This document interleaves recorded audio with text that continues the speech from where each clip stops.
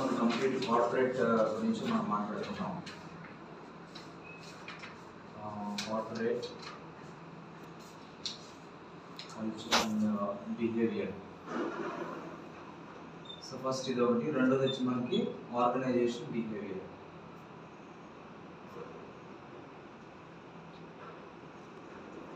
జనరల్గా ఇప్పుడు మీకు ఫస్ట్ ఆఫ్ ఆల్ దీనికన్నా ముందు ఫస్ట్ మీకు ఏంటి tell me about your self అనేది ఖచ్చితంగా మీకు సెల్ఫ్ ఇంట్రడక్షన్ చెప్పాలి. రెండోది tell me about your self తర్వాత నెక్స్ట్ మీకు వచ్చేసి కంప్లీట్గా ఆర్గనైజేషన్,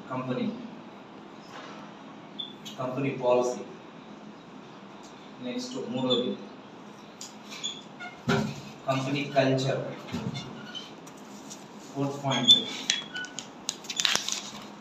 కంపెనీ కల్చర్ తర్వాత కంపెనీ స్ట్రాటజీ. దీని అంతా కూడా మనం ఏమంటామంటే అసలు కంపెనీ ఎన్విరాన్మెంట్ అల్టిమేట్గా దీన్ని మనం ఏమంటారంటే బిజినెస్ ఎన్విరాన్మెంట్. సో ఫస్ట్ మీకు బిజినెస్ ఎన్విరాన్మెంట్ గురించి తెలియాలి ఫస్ట్. ఎందుకంటే మీరు కంపెనీస్ అని అంటే ఏంటి, అసలు కంపెనీ గురించి అసలు ఏంటి కంపెనీ, అసలు కంపెనీ అంటే ఇక్కడ తెలిసిన వాళ్ళు ఎవరు, వాట్ ఈస్ కంపెనీ, అసలు కంపెనీ గురించి మీనింగ్ తెలుసా, మీకు తెలుసా? కంపెనీ అంటే కొన్ని గ్రూప్ ఆఫ్ మెంబర్స్ ఒక ప్లేస్లో ఉండి పర్టికులర్ టాస్క్ని చేయాలి. Okay fine. So that is one kind of answer. Company అంటే ఫస్ట్ మనం యాజ్ పర్ యాక్ట్ బేస్డ్ అనమాట. Because of companies nothing but companies act 2013. Okay, ఈరోజు మన ప్రపంచంలో మన ఇండియాలో ఎస్పెషల్లీ మీరు ఇండియాలో తీసుకున్నట్లయితే ఈరోజు ఈ కంపెనీస్ యాక్ట్ 2013 ప్రకారమే ఈరోజు ఈ కంపెనీలో ఉన్నటువంటి నిబంధనల ప్రకారం, ఈ కంపెనీలో ఉన్నటువంటి రూల్స్ ప్రకారం మాత్రమే కంపెనీస్ రన్ అవుతాయి. అంతే తప్ప కంపెనీలో ఏదైతే రూల్ ఉందో ఆ సెక్షన్స్ ప్రకారం మాత్రమే ఇక్కడ కంప్లీట్ మనకి ఇండియన్ కాన్స్టిట్యూషన్కి ఎలాంటి సెక్షన్స్ ఉన్నాయో ఈ కంపెనీస్లో కూడా ఇది భారతీయ కంపెనీల చట్టం అండి, భారతీయ కంపెనీల చట్టం. ఆ చట్టంలో ఉన్నటువంటి ప్రతిపాదన ప్రకారం, ఆ చట్టంలో ఉన్నటువంటి రూల్స్ ప్రకారమే ఈ కంపెనీస్ రన్ అవుతాయి. సో అది ఎలాంటి కంపెనీస్ నథింగ్ బట్ ఇక్కడ కంపెనీలో మరి ఫస్ట్ మీకు యాజ్ ఎంప్లాయీస్గా ఫస్ట్ మీకు అసలు కంపెనీ అంటే ఏంటో తెలియదు. అందుకే ఇక్కడ నేను చెప్పాను కంపెనీస్ నథింగ్ బట్ ఇక్కడ 2 వర్డ్స్ COM అనేది ప్లస్ PANY. దీనికి కంపెనీస్ యాక్ట్ ప్రకారం కంపెనీకి సంబంధించి లా ఉంటుంది. ఏంటి కంపెనీ లాస్, అంటే కంపెనీ లాస్ ప్రకారం మీరు తెలుసుకొని ఇక్కడ కంపెనీలో వర్క్ చేయాలి. కానీ ఇది ఇండివిజువల్గా మీ ఇండివిజువలైజేషన్స్గా ఇట్లా వచ్చి చేస్తే మీకు కూడా ఏంటంటే క్లారిటీ కాదు. నేను ఒక కంపెనీలో జాయిన్ అవుతున్నానంటే అసలు ఆ కంపెనీకి ఏం లాస్ ఉన్నాయి, ఆ కంపెనీకి రూల్స్ ఏమున్నాయి, అసలు ఆ కంపెనీకి రూల్స్ ఉన్నాయా లేవా, అసలు నిజం కంపెనీ అంటే ఏంటో రెండు పాయింట్స్. కంపెనీ తీసుకున్నటువంటి రూల్స్కి, రెగ్యులేషన్స్కి, పనిష్మెంట్స్కి మీరు చాలా సివియర్గా ఇబ్బంది అవుతుంది అనమాట ఎంప్లాయీకి. ఇక్కడ ఎంప్లాయర్ జాగ్రత్తగా ఆలోచించండి. కమ్ అంటే ఏంటంటే COM కమ్ అంటే టుగెదర్, ఏంటి కమ్ అంటే together meaning. Okay, COM com అంటే టుగెదర్. పెనీ పెనీ అని అంటే ఏంటంటే for bread, BREAD bread. Okay, that is called company. COM plus PANY పని కంపెనీ అంటే కంపెనీ లాస్ తెలియాలన్నమాట. This is called company together for bread. అంటే ఏంటి, మనం అందరం కలిసి ఒక బ్రెడ్ కోసం, అంటే లైక్ ఇప్పుడు సపోజ్ నేను మేనేజర్, మీరందరూ నేను టీమ్ హెడ్, మీరందరూ టీమ్ ఎగ్జిక్యూటివ్ మెంబర్స్, నేను టీమ్ లీడర్, మీరు మెంబర్స్. వి టుగెదర్ మనందరం కలవడాన్ని దట్ ఈస్ కాల్డ్ కమ్ అంటారు. ఏంటి కమ్ అని అంటారు. మనందరం కలవాలి అని అంటే based on that companies act. ఈ కంపెనీలు ఇక్కడ కంపెనీ చట్టం ప్రకారం ఇచ్చినటువంటి రూల్స్ ప్రకారమే మనం అందరం కలుస్తాం. అంతే తప్ప ఇండివిజువల్గా కలిస్తే దాన్ని కంపెనీ అని అంటారు. సో కాబట్టి ఇప్పుడు మీరు as to be part of employee అని అంటే మీరు ఇక్కడ ఈ కంపెనీలో ఎంప్లాయీ అయినా, ట్రైనింగ్ అయినా ప్రతి దానికి రూల్స్ ఉంటాయి. ఆ రూల్స్ ప్రకారమే మీరు ఇక్కడ లా ప్రకారం ఇక్కడ కూర్చున్నారు. మీరు ఇక్కడ లా లేకుండా మీరు ఇక్కడ కూర్చోవాలి. సో కాబట్టి that is called com together. Pany అంటే bread is nothing but, so bread అంటే ఏంటి, ఏదైనా మనందరం కలిసి, మనం అందరం 5 కలిసి సక్సెస్ ఏదైనా ఒక టాస్క్ కంప్లీట్ చేస్తే దాని ద్వారా వచ్చేటువంటి రిటర్న్ ఒక కంపెనీ మనకు ఒక ప్రాజెక్ట్ వచ్చింది, సపోజ్ మనకు ఒక సాఫ్ట్వేర్ ప్రాజెక్ట్ వచ్చింది, ఒక స్టార్ట్అప్ ప్రాజెక్ట్ వచ్చింది, మనం అందరం కలిసి ఆ స్టార్ట్అప్ ప్రాజెక్ట్ కంప్లీట్ చేస్తే ఆ ప్రాజెక్ట్ కంప్లీట్ చేసిన తర్వాత కంపెనీకి కొంత ఫండ్ వస్తుంది, కొంత రెవెన్యూ వస్తుంది.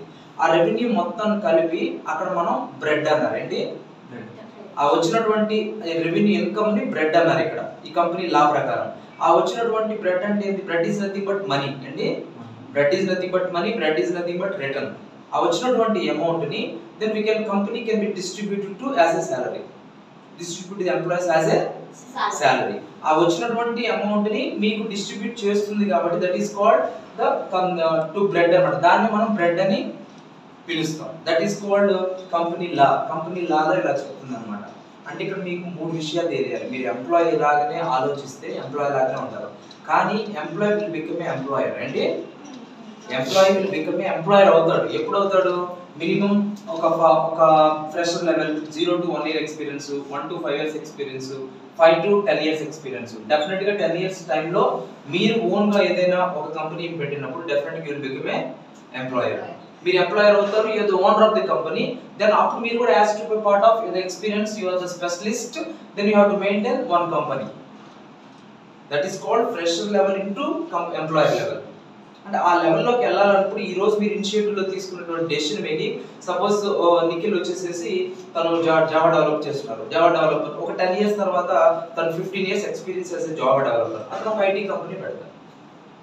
So you become a employer. అదే సమయంలో మీతో పాటు మీలాంటి వాళ్ళని అతను రిక్రూట్ చేసుకుని వర్క్ చేపిస్తారు.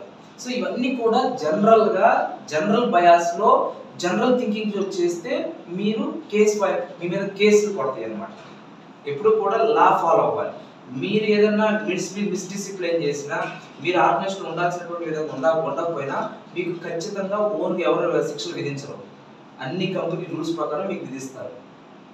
అది కూడా that is called different companies act లో ఉన్నటువంటి విధానాల ప్రకారమే.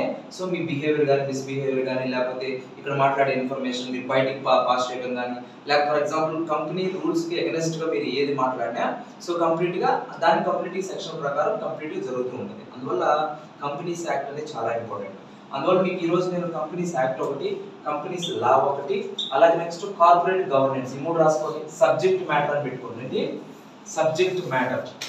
మనం ఈ రోజు ఏదో ఈ ప్లేస్ కోసం కాదు, ప్రపంచంలో మీరు ఎవరికైనా ఆన్సర్ చెప్పాలంటే ఈ మూడు విషయాలు మీకు తెలిసి ఉండాలి కంప్లీట్. ఈవెన్ ఇప్పుడు ఎంఎన్సీ కంపెనీకి, ఇన్ఫోసిస్ కంపెనీకి, క్యాప్జెమినీ కంపెనీకి, లేకపోతే వీళ్ళందరికీ మీరు ఇదే బోర్డ్ మీటింగ్ లో వాళ్ళకి ఆన్సర్ చెప్పాలంటే ఈ మూడు లాస్ ఫాలో అవ్వాలి. అంటే ఈ మూడు లాస్ కనీసం అట్లీస్ట్ చదువుకోవాలి మీరు. కంపెనీస్ యాక్ట్ అనేది ఒకటి, కంపెనీ లా ఒకటి, కార్పొరేట్ గవర్నెన్స్. అంటే కార్పొరేట్ గవర్నెన్స్ ఈ మూడు 1 by 1 రాసుకోండి. అవి మీరు ఫ్రీగా ఉన్నప్పుడు ఏదైనా ఒక టైంలో స్టడీ చేయండి. స్టడీ చేయడం వల్ల మీకు ఉపయోగం ఏంటి అని అంటే, ఖచ్చితంగా కంపెనీ అంటే ఏంటి, కంపెనీలో ఉన్నటువంటి బోర్డ్ ఆఫ్ డైరెక్టర్స్ అంటే ఎవరు, కంపెనీలో సిఇఓ ఎవరు, కంపెనీలో లీడర్స్ ఎవరు, మేనేజర్స్ ఎవరు, వీళ్ళకి ఎలాంటి పద్ధతులు ఉంటాయి, ఎలాంటి రూల్స్ ఉంటాయి, ఎలాంటి రెగ్యులేషన్స్ ఉంటాయి. మన ఒక ఎంప్లాయీకి మనకున్నటువంటి పరిధులు ఏంటి, ఈ కంపెనీ ఈ లీడర్స్ ఈ మేనేజర్లు వీళ్ళు మన మీద ఎలాంటి టర్మ్స్ అండ్ కండిషన్ తీసుకుంటారు, మనం ఎంత డిసిప్లైన్గా ఉండాలి అన్న విషయాలు మొత్తం ఈ మూడింటిలో పొందుపరిచి ఉంటాయి. రాజ్యాంగాన్ని బట్టి ఇప్పుడు దేశం అంతా ఎలా అయితే రన్ అవుతుందో, మన భారతీయ కంపెనీలు మొత్తం కూడా ఈ కంపెనీ చట్టం ప్రకారం రన్ అవ్వాలి అంతే. That is called running the business based on the companies act. అది కంపెనీ అయితే కంపెనీస్ యాక్ట్. మరి పార్ట్నర్షిప్ ఫర్మ్స్ అయితే పార్ట్నర్షిప్ యాక్ట్. మళ్ళీ వేరే దీంట్లో రకాలు ఉన్నాయి. That is called forms of business organisations. అంటే ఫార్మ్స్ ఆఫ్ బిజినెస్ ఆర్గనైజేషన్స్. ఒక ఐడియా కోసం మీకు ఇది చెప్పాను అన్నమాట. దీన్ని బేస్ చేసుకొని మీరు ఇన్ ఫ్యూచర్ లో మీరు డెఫినెట్ గా ఈ పాయింట్ ఆఫ్ వ్యూ మీరు వెళ్ళాలి. నెక్స్ట్ తర్వాత ఈ 3 పాయింట్స్ మీరు నోట్ చేసుకొని, ఆ 3 చాలా ఇంపార్టెంట్. తర్వాత నెక్స్ట్ వచ్చేసి మీకు ఈ మూడింటిని బేస్ చేసుకొని ఇప్పుడు మీరు employee versus employer behavioural policy. ఏంటి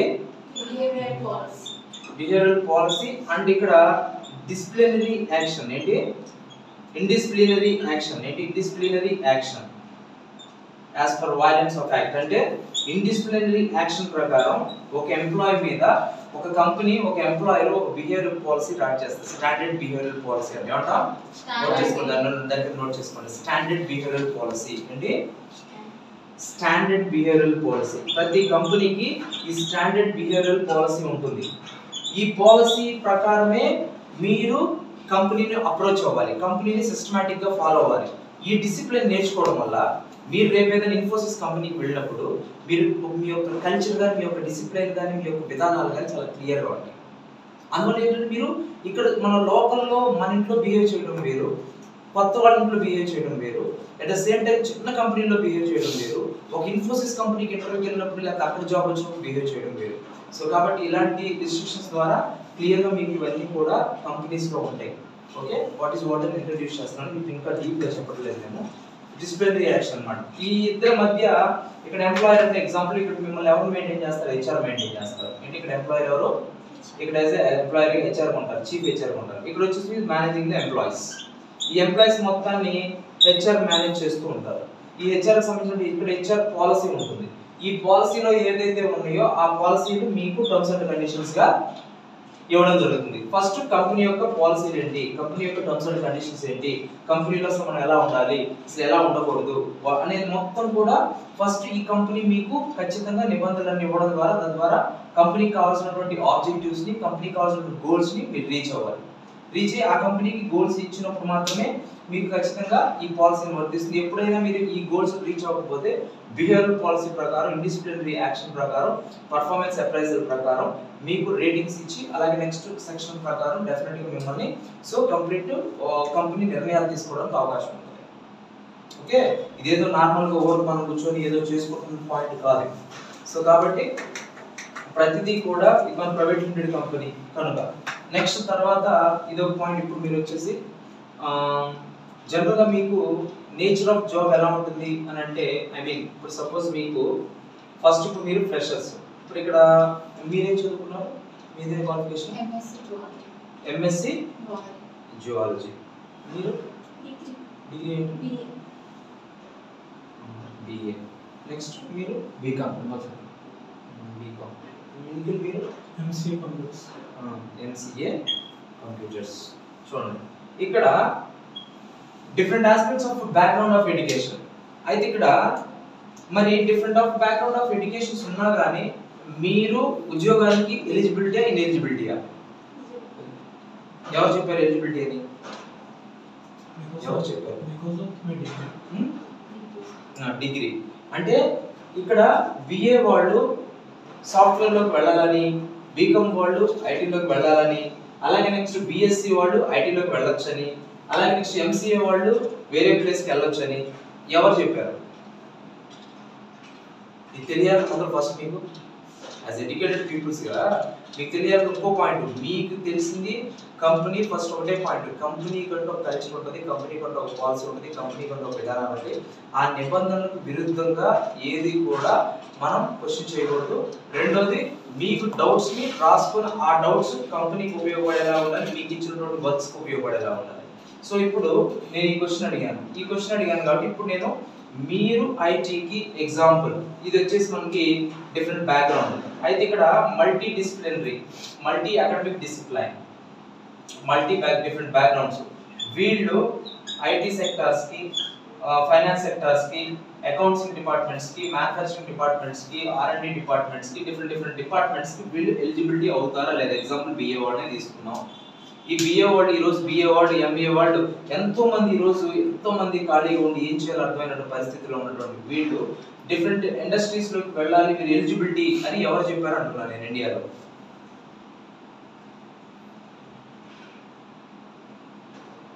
ఐడియా ఉందా?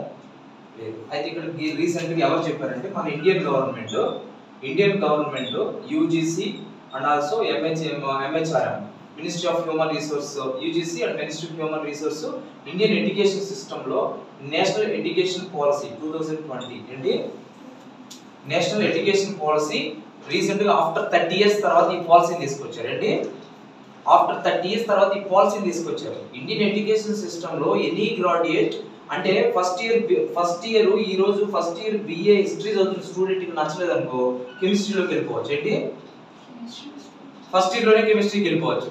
లేదు బిఎస్సి మ్యాథమెటిక్స్ చదువుతున్న స్టూడెంట్కి కామర్స్ ఇష్టం అనుకో వెంటనే మళ్ళీ కామర్స్లోకి వెళ్ళిపోవచ్చు. That is called the system, Indian education system. మన స్టూడెంట్ అయినా అసలు స్టూడెంట్ అయితే ఎన్ని తెలియాలి మనకి.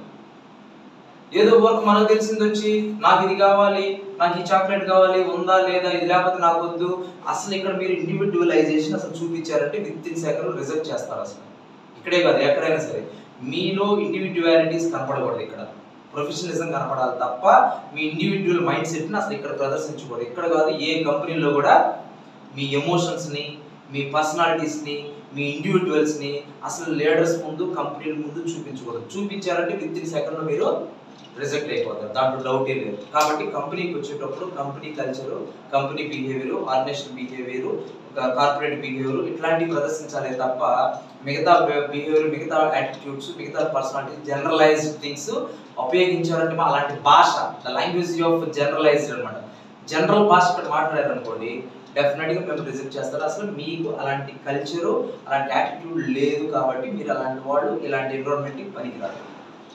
కాబట్టి అది ఏదైనా మీ దగ్గర యాటిట్యూడ్ ఉంటే మార్చేసుకోవాలి ఫస్ట్. అందుకోసమే దానికోసమే కంపెనీ ఏం చేస్తుందంటే ఇక్కడ కంప్లీట్ ఒక ఇండక్షన్ అనే ప్రోగ్రామ్ అనేది ఒకటి ఉంటుంది అన్నమాట ప్రతి కంపెనీలో కూడా. మీకు ఒక ఆర్డర్ ఉందో లేదో ఫస్ట్ ఇక్కడ ఆర్డర్ చూడండి. అసలు మీకు నిజంగా 2023 ఎగ్జాంపుల్ అనుకుందాం, 2024 ఫస్ట్ పాయింట్ ఎనీ గ్రాడ్యుయేట్ అని నేను అన్నాను. హౌ టు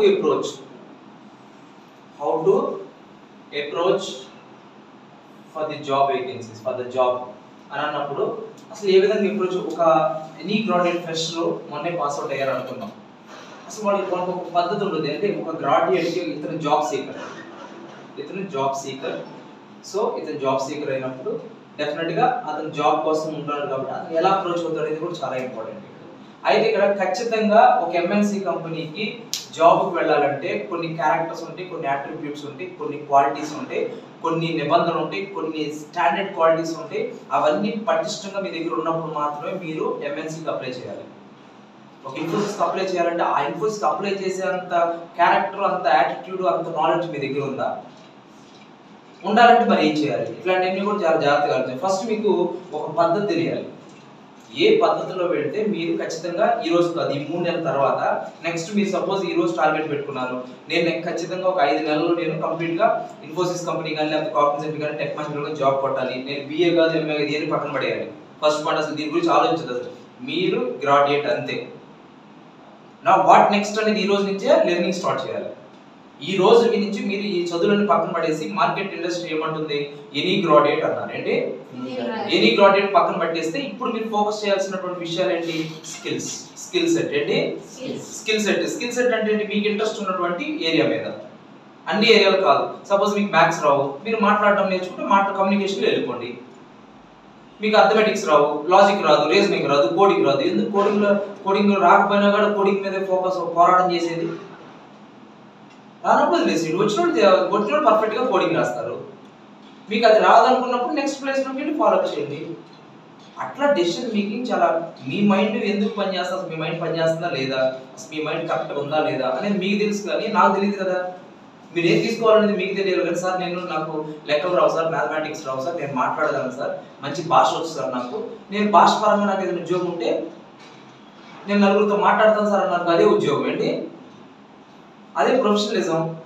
రోజు వచ్చి ఒక రోజు నాకు 30 మంది క్లయింట్స్ వస్తున్నారు, 30 మంది క్లయింట్స్తో మీరు మాట్లాడండి.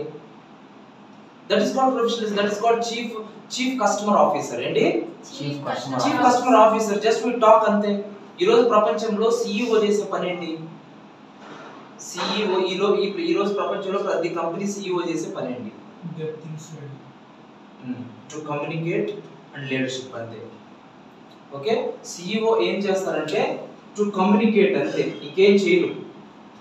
టు కమ్యూనికేట్, అది కూడా స్ట్రాటజిక్ కమ్యూనికేషన్ ఏంటి, థింగ్స్ స్టడీ చేయరు ఆయన. Things to be done by the top level management, middle level, lower level ఉంటారు. కమ్యూనికేట్ చేస్తే get things by the operational managers, లేకపోతే for example CTO managers build చేస్తారు. So only strategic communication మాత్రమే maintain చేస్తారు ఎవరు, CEO అనే వ్యక్తి. Just